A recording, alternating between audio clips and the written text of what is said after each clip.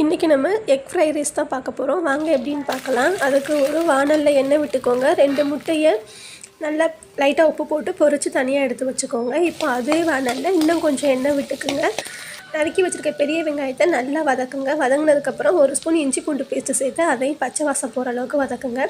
இதோடு நம்ம நறுக்கி வச்சுருக்க காய்கறிகளை ஆட் பண்ணிக்கலாம். நான் வந்து கேரட், கேப்சிகம், முட்டைக்கோசு சேர்த்துருக்கேன்.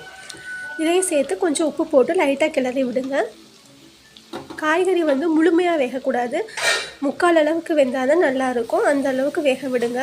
இப்போ மசாலா சேர்த்துக்கலாம். 1 spoon garam masala, 1 spoon chilli powder, கொஞ்சம் மிளகு சீரக பவுடர் அதையும் சேர்த்துக்குவோம். நல்லா பிரட்டினதுக்கப்புறம் இப்போ நம்ம ஆல்ரெடி பொரிச்சு வச்சுருக்கோம் இல்லையா முட்டை, அதையும் இதோட ஆட் பண்ணிக்கோங்க.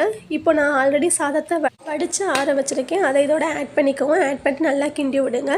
அவ்வளோதான், சுவையான எக் ஃப்ரைட் ரைஸ் ரெடி. நம்ம ஃபைனல் டச்சை அதில் கொத்தமல்லி இலைகளை தூவி விடுங்க. நீங்களும் ட்ரை